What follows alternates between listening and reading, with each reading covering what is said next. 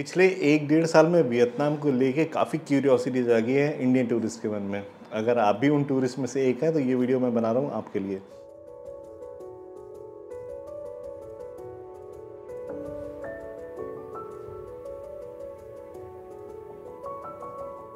इस वीडियो में मैं आपके साथ वियतनाम से जुड़ी सारी की सारी जानकारियाँ शेयर करने की कोशिश करूँगा।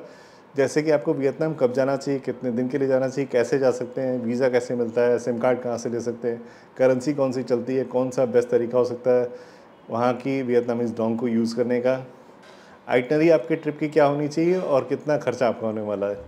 ये तमाम जानकारियाँ इस वीडियो में। तो चलिए वक्त गवाए बिना शुरू करते हैं इस वीडियो को। हाय, मेरा नाम है सौरभ और आप देख रहे हैं मेरा चैनल वॉन्डरिंग मॉन्क। अगर आप फर्स्ट टाइम मेरे चैनल पर आ रहे हैं या आ चुके हैं पर सब्सक्राइब नहीं किया तो प्लीज़ सब्सक्राइब कर लीजिए बेल आइकन के साथ, ताकि इस तरह के कंटेंट आप मिस ना करें। वीडियो देख के अच्छा लगे तो लाइक और शेयर करना मिस मत कीजिएगा, और कोई क्वेरी हो तो कमेंट करके पूछिएगा ज़रूर। किसी भी देश को घूमने जाने से पहले या किसी भी डेस्टिनेशन पर जाने से पहले हमें ये पता होना ज़रूरी होता है कि वहाँ जाने के लिए बेस्ट टाइम कौन सा है, यानी कि वेदर कौन सा सूटेबल है। वियतनाम उन ट्रिकी कंट्रीज़ में से एक है जहाँ पे आपको ये पता करना कि कौन सा मंथ सूटेबल होगा पूरी कंट्री विजिट करने के लिए काफ़ी डिफ़िकल्ट सा काम है, क्योंकि अलग अलग हिस्सों में, जैसे अगर आप वियतनाम का मैप देखेंगे तो नॉर्थ, सेंट्रल एंड साउथ तीनों ही हिस्सों में बहुत सारी एक्टिविटीज़ हैं, अट्रैक्शंस हैं टूरिस्टिक, और हर जगह पे रेनी सीजन्स काफ़ी अलग अलग टाइम पे होते हैं। मैंने काफ़ी रिसर्च की और देखा कि जो फरवरी का महीना है वो है पूरी तरह से सूटेबल पूरी कंट्री को एक्सप्लोर करने के लिए, जबकि रेनफॉल पूरी ही कंट्री में सबसे कम होती है। लेकिन आपको किसी एक पर्टिकुलर हिस्से को टारगेट करना है, से आपको नॉर्थ वियतनाम टारगेट करना है, तो उसके लिए मंथ्स आपके डिफरेंट हो सकते हैं। जैसे आप सितंबर से लेके जनवरी फरवरी तक आप नॉर्थ वियतनाम आराम से कवर कर सकते हैं। उस टाइम पे अगर आप नॉर्थ वियतनाम कवर करेंगे और साउथ और सेंट्रल भी साथ में देखना चाहते तो आपको अपने लक फैक्टर पे थोड़ा सा विश्वास करना पड़ेगा कि नॉर्थ के साथ अगर आप सेंट्रल और साउथ भी एक्सप्लोर करने वाले हैं तो आप प्रार्थना कीजिए कि आपको रेनफॉल्स ना मिलें बाकी हिस्सों में। कब के बाद अगर बात करें कि हम लोग कैसे जा सकते हैं इंडिया से वियतनाम, वियतजेट ने बहुत सारी डायरेक्ट फ़्लाइट शुरू की हैं मुंबई और दिल्ली से हो ची मिन, हनोई, दानांग और फूकॉक जैसे डेस्टिनेशंस के लिए। हालांकि वियतजेट बहुत अच्छी एयरलाइन नहीं, मेरा एक्सपीरियंस बहुत ग्रेट नहीं रहा, लेकिन फ़िलहाल वही एक ऑप्शन है। इसके अलावा कोलकाता से भी आपको डायरेक्ट फ़्लाइट मिल जाएगी हो ची मिन के लिए। तो आप इन तीनों ही सिटीज़ के आसपास रहते हैं तो आप अकॉर्डिंगली अपनी ट्रिप प्लान कर सकते हैं, डायरेक्ट फ़्लाइट्स आपको आराम से मिल जाएंगी। और एक इम्पॉर्टेंट पॉइंट है, जब आप फ़्लाइट बुक करेंगे तो मेरी सजेशन होगी आप एक सिटी से अपने ट्रिप को शुरू कीजिए और दूसरी सिटी पे ख़त्म कीजिए। नॉर्थ से साउथ एस शेप में पूरी कंट्री बसी हुई है वियतनाम की, तो आप चाहें तो हनोई से शुरू करके हो ची मिन पे अपना ट्रिप फिनिश कर सकते हैं, या हो ची मिन से शुरू करके हनोई पे ट्रिप फिनिश कर सकते हैं। इस तरह से आपको एक ही जगह पे घूम के वापस नहीं जाना पड़ेगा, तो इससे आपका पैसा बचता है और प्लस साथ में बचता है टाइम। फ़्लाइट्स के बाद अगर हम बात करें कि वहाँ का वीज़ा का क्या सीन है, तो वियतनाम में वीज़ा बहुत ही सिंपल है। एक वेबसाइट है, लिंक मैं डिस्क्रिप्शन में डाल दूँगा, जहाँ जाके आपको कुछ डिटेल्स शेयर करने होते हैं, जैसे आपकी ट्रिप की क्या डिटेल है। 1 महीने के लिए जो वीज़ा इशू करते हैं, ई वीज़ा 1 महीने के लिए वैलिड होता है, तो उसमें आपको एंट्री डेट डालनी पड़ती है, एंट्री एयरपोर्ट डालना पड़ता है, आपके पासपोर्ट के बायोडाटा पेज के डिटेल्स डालने होते हैं, पासपोर्ट के बायो पेज का स्कैन, पासपोर्ट साइज़ फ़ोटो का स्कैन। जब ये सारी चीज़ें आप अपलोड करते हैं तो 3 दिन ऑफिशियली बोलते हैं वर्किंग डेज़ में आपको ई वीज़ा मिल जाएगा। लेकिन मेरा एक्सपीरियंस कहता है कि आप कम से कम 1 हफ़्ता पहले ये एप्लीकेशन कर दीजिए, और ये एप्लीकेशन करने के लिए आपको पेमेंट करना पड़ता है क्रेडिट या डेबिट कार्ड से ऑनलाइन। जो मेरा एक्सपीरियंस था, मैंने एसबीआई का क्रेडिट कार्ड यूज़ किया था, उसके थ्रू पेमेंट आराम से हो गया था। बाकी 2-3 कार्ड्स पे पेमेंट का इशू आ रहा था।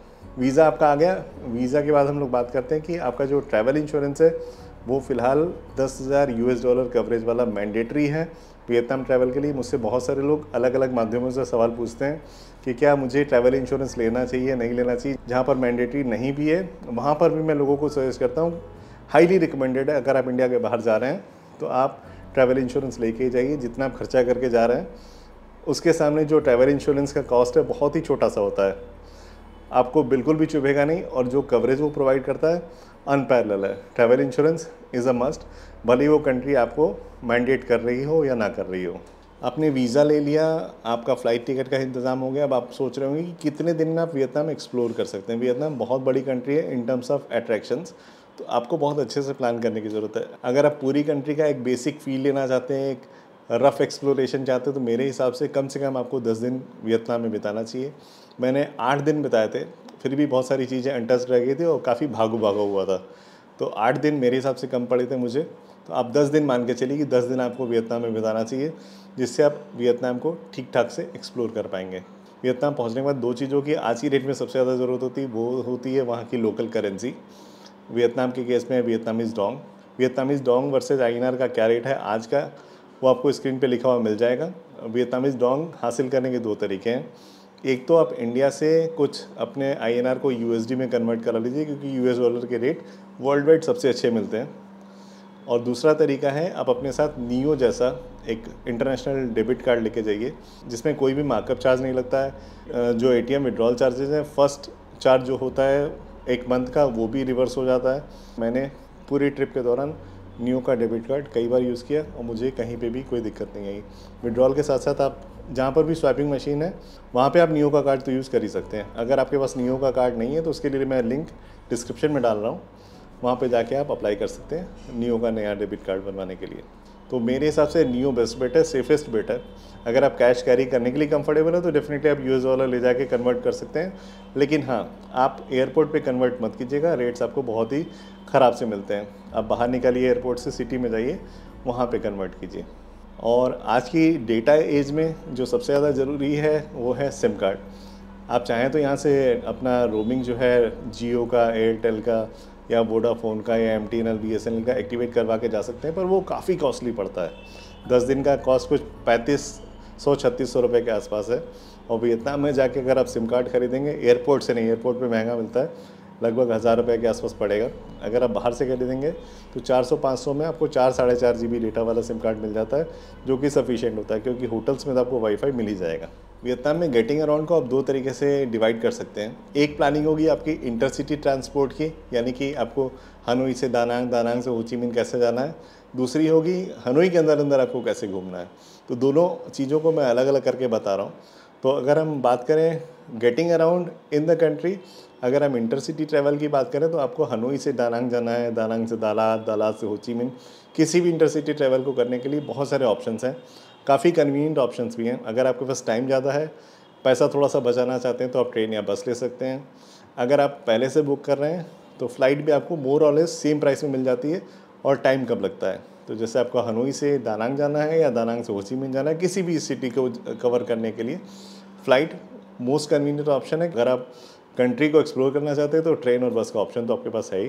बहुत सारी कन्वीनियंट स्लीपर, लिमोजीन टाइप की बसें चलती हैं इंटरसिटी ट्रैवल के लिए। अब बात करते हैं इंट्रा सिटी ट्रैवल की। अगर आपको एक शहर को एक्सप्लोर करना है, जैसे हो ची मिन्ह को एक्सप्लोर करना है, हनोई को एक्सप्लोर करना है, दानांग को एक्सप्लोर करना है, तो इन सारी ही सिटीज़ में आपको आराम से, अगर आप कंफर्टेबल हैं बाइक राइड करने के, तो बाइक के सबसे अच्छे ऑप्शन हैं। बाइक से आप पूरी की पूरी वियतनाम की सिटीज़ को एक्सप्लोर कर सकते हैं, चाहे वो सापा हो, दानांग हो, दालात हो ची मिन्ह हो, हर शहर में, क्योंकि वियतनाम को बाइक्स की कंट्री भी कहा जाता है और रेंटल भी काफ़ी कन्वीनियंट है। मुश्किल से आपको 400, 500, 600 रुपये पर डे में एक ठीक ठाक सी बाइक मिल जाती है पूरे डे एक्सप्लोर करने के लिए उस पर्टिकुलर सिटी में। अगर आप कंफर्टेबल नहीं हैं बाइक राइड करने के लिए, तो आप आराम से टैक्सी हायर कर सकते हैं पूरे दिन के लिए।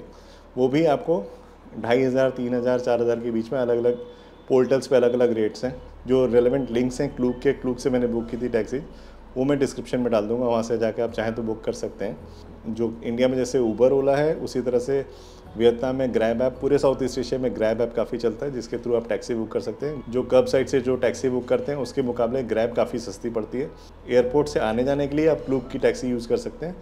क्लूक के रेट्स रिलेटिवली चीपर हैं कई केसेज में ग्रैब से। तो आप दोनों चीज़ों को कंपेयर कर लीजिएगा, जो आपको चीपर लगे वो वाला ऑप्शन आप एक्सप्लोर कर सकते हैं। इसके बाद हम लोग बात करते हैं एकोमोडेशन ऑप्शन की। वियतनाम उन कंट्रीज़ में से एक है जहाँ पे आपको एकोमोडेशन काफ़ी ज़्यादा इकोनॉमिकल प्राइसेस में मिल जाता है। और कई सिटीज़ में से दानांग और नाथरांग जैसे शहरों में आपको 5 स्टार होटल भी 4000, 5000, 6000 में आराम से मिल जाते हैं। अच्छी रेटिंग वाले काफ़ी सारे होटल हनोई और हो ची मिन्ह में भी आपको आराम से 1500-2000 रुपये में मिल जाते हैं। तो अगर आप बजट पे ट्रैवल करें तो वियतनाम से अच्छी कंट्री शायद आपको कम ही मिलेगी। मैंने जैसे आपको शुरू में बताया था कि आपको कम से कम 10 दिन रखना चाहिए वियतनाम को ठीक से एक्सप्लोर करने के लिए। तो ये पूरी आइटनरी में 10 दिन की बनाई है, जिसका लिंक मैं डिस्क्रिप्शन में शेयर भी कर रहा हूँ। वहाँ से आप जाके डिटेल में चेक कर सकते हैं क्या क्या एक्टिविटी कर सकते हैं 10 दिनों में। ब्रीफली मैं आपको बता देता हूँ कि आपका 10 दिन कैसे बीतने वाला है वियतनाम में। मैंने जो आइटनरी बनाई उस आइटनरी के सबसे पहले आप हनोई में लैंड कर रहे हैं। आप हनोई में अगर सुबह सुबह लैंड करेंगे तो जाइए होटल में फ्रेश अप होइए, थोड़ा सा आराम कीजिए, उसके बाद आप हनोई दिन भर एक्सप्लोर कीजिए। अगले दिन सुबह सुबह आप लिमोजीन से या बस से या टैक्सी लेना चाहें तो टैक्सी भी ले सकते हैं, उसका लिंक भी मैं डिस्क्रिप्शन में दे दूँगा, वहाँ से आप चेक करके टैक्सी बुक करके भी सापा जा सकते हैं। तो बहरहाल आप अगली सुबह सुबह उठिए, एज़ अर्ली एज़ पॉसिबल आप सापा चले जाइए। 5 घंटे के आसपास लगते हैं, 5 साढ़े 5 घंटे हनोई सिटी से सापा पहुँचने में। आप लगभग 12-1 बजे के आसपास पहुँच जाएंगे। सापा दिन भर आप एक्सप्लोर कीजिए, काफ़ी सारी अट्रैक्शंस हैं, डिस्क्रिप्शन में जो लिंक मैंने डाला है डिटेल वहाँ पे मिल जाएगा। सापा में आप रात को रुकिए, अगले दिन भी आप सापा दिन भर एक्सप्लोर कीजिए और शाम को बस मिलती है जो कि आपको लेके जाएगी डायरेक्टली हालोंग बे। अगर आप थोड़ा सा कन्वीनियंट ऑप्शन चाहते हैं तो लिमोजिन यूज़ करके आप हनोई आ सकते हैं, फिर हनोई से आप हालोंग बे जा सकते हैं। इसमें टाइम थोड़ा सा ज़्यादा लगेगा, प्लस आपको एक ब्रेक करना पड़ेगा। जो बस चलती है वो बस आपको डायरेक्टली ले जाएगी हालोंग बे। ये सारे के सारे ट्रैवल बुकिंग के लिए जो भी लिंक्स होंगी रेलेवेंट वो मैं डिस्क्रिप्शन में डाल दूंगा, तो आप हालोंग बे पहुंचेंगे। अगर हालोंग बे में आपका बजट अलाउ करे तो आप डेफिनेटली कोशिश कीजिए कि 1 नाइट 2 डे के क्रूज़ को एक्सप्लोर कीजिए, एंजॉय कीजिए। और इस क्रूज़ का जो कॉस्ट है लगभग 20 से 22 हज़ार रुपये से स्टार्टिंग होता है 2 लोगों के लिए, जिसमें सारी चीज़ें इंक्लूडेड होती हैं, सारी एक्टिविटीज़, सारे के सारे मील्स। आपको डेफिनेटली मज़ा आएगा। अगर आप नहीं इतना खर्चा करना चाहते तो लगभग 6 से 7 हज़ार रुपये में आराम से आप डे क्रूज़ भी कर सकते हैं हालोंग बे का। हालोंग बे से डायरेक्ट बस चलती है, मैंने बस का ऑप्शन रखा है अपनी आइटनरी में। अगर आप चाहें तो हालोंग बे से वापस हनोई जा सकते हैं, हनोई से फ़्लाइट पकड़ के आप दानांग जा सकते हैं, या फिर 15-16 घंटे लगेंगे अगर आप हालोंग बे से बस पकड़ के जाते हैं। स्लीपर बसें चलती हैं, आप दानांग पहुंच जाएंगे अगली सुबह सुबह। तो वो जो रात है आपकी ट्रांजिट में निकलेगी। आप दानांग पहुंचेंगे, उस दिन में आप दानांग और हुइयान नाम की सिटी है, बहुत ही सुंदर, लैंटन सिटी बोलते हैं, इन दोनों सिटीज़ को एक्सप्लोर कर सकते हैं फर्स्ट डे में। सेकेंड डे जो आपके पास होगा उसके अगला दिन आप बाना हिल्स को एक्सप्लोर कर सकते हैं। बाना हिल्स फेमस है अपने गोल्डन हैंड ब्रिज की वजह से। उस ब्रिज के अलावा भी बहुत कुछ है वहाँ देखने के लिए। आप पूरा दिन आपका बाना हिल्स में निकल जाएगा, शाम को आप वापस आएंगे तो आप दानांग में बची हुई चीज़ों को एक्सप्लोर कीजिए, रात को वापस से दानांग में रुकिए। अर्ली मॉर्निंग आप सुबह सुबह वहाँ से निकल जाइए दालात के लिए। चॉइस आपकी होगी आपको कैसे जाना है दानांग से दालात। मैंने जो आइटनरी बनाई है उसके हिसाब से आप आराम से फ़्लाइट से पहुँच जाएंगे दालात। लगभग 1 घंटे की फ़्लाइट होती है, 1 घंटे से कम की भी। फिर आप 2 दिन और 1 रात दालात में गुजारिए। दालात में काफ़ी कुछ एक्सप्लोर करने के लिए। दालात में 2 दिन गुजारने के बाद आप वहाँ से चले जाइए हो ची मिन्ह। हो ची मिन्ह में लगभग 1 या 2 दिन गुजारने के बाद वहाँ से आप फ़्लाइट पकड़ के हो ची मिन्ह एक्सप्लोर करने के बाद अपने देश, अपने शहर पहुँच सकते हैं। ये पूरी 10 दिन की मोटा मोटी आइटनरी है।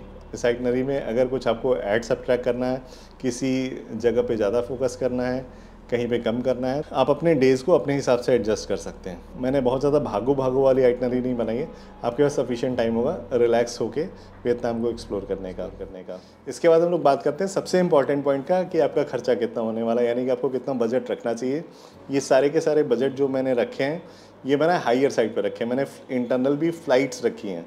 तो आपका जो भी बजट होगा आप उस हिसाब से प्लान कर सकते हैं। अगर मेरे वाले बजट को फॉलो कर रहे हैं तो आप इतने खर्चे में मोटा मोटी घूम लेंगे। अगर आप थोड़ा कम करना चाहें बस से, ट्रेन से, लोकल बसेज को यूज़ करके, तो वो भी आप कर सकते हैं। और ये जो बजट बता रहा हूँ ये मैं 2 लोगों के लिए बता रहा हूँ, एक कपल के लिए। बहुत सारे सवाल आते हैं कमेंट में ये सुनने के बाद भी कि खर्चा आपने कितने लोगों के लिए बताया। खर्चे में सबसे पहले जो खर्चा होगा वो होगा इंडिया से वियतनाम जाने आने का, जिसके लिए रखा है मैंने लगभग 40,000 रुपये। वियत जेट की बहुत सारी फ़्लाइट्स इंक्लूडिंग एक चेक इन बैगेज, आराम से आपको 40,000 रुपये में 2 लोगों का आने जाने का खर्चा हो जाएगा।